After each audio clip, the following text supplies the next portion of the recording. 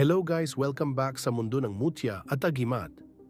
Sa video na ito, tatalakayin natin ang mutya ng alimasag at kung ano nga ba ang taglay nitong kapangyarihan sa taong nagtatangan nito. At alamin din natin kung paano ito makukuha at kung paano ito mapapalakas sa pamamagitan ng pagpapakain dito. So guys, kung ikaw ay mahilig sa mga ganitong klaseng video, ay mag-subscribe ka na sa aking channel.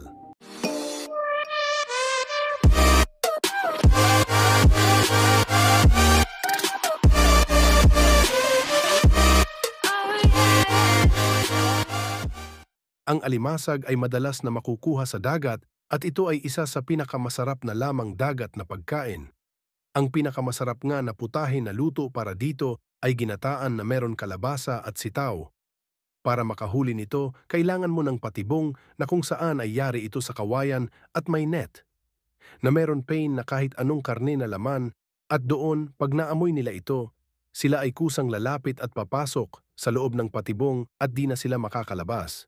Pero maaari ka rin naman manghuli nito tuwing gabi sa pamamagitan ng malakas na ilaw o flashlight at ilawan ito. Sa gabi kasi sila ay natutulog lamang. Tandaan na hindi dapat mangilaw tuwing meron buwan sa gabi. Mas makakabuti na walang buwan. Guys, bihira lamang makakita ng ganitong mutya ng alimasag.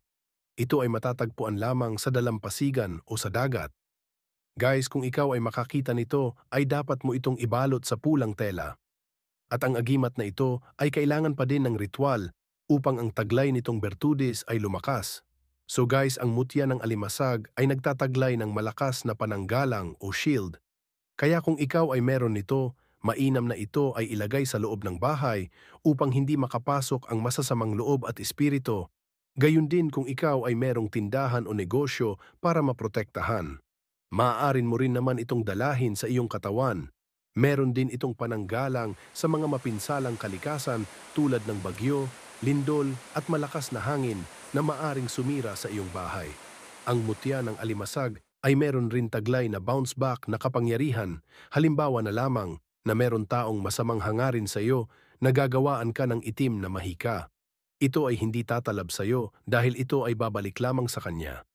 Ang mutya ng alimasag ay mabuti rin sa negosyo dahil ito ay meron berdutis na pampaswerte sa lahat na klaseng hanap buhay. Ito rin ay meron angkin pampalakas ng loob o boost self-confident. So guys, kung gusto mo, itong lalong lumakas, mainam na pakainin ito ng tubig, ibabad mo ito sa tubig tuwing araw ng Martes o Biyernes at di mo na kailangan ng ritual o spell. Tandaan na iwasan mo itong ipahawak o ipakita sa ibang tao para ito ay lalong lumakas. So guys, sana ay marami kayong natutunan at sana ay nagustuhan nyo ang ating video. Maraming salamat, God bless and goodbye.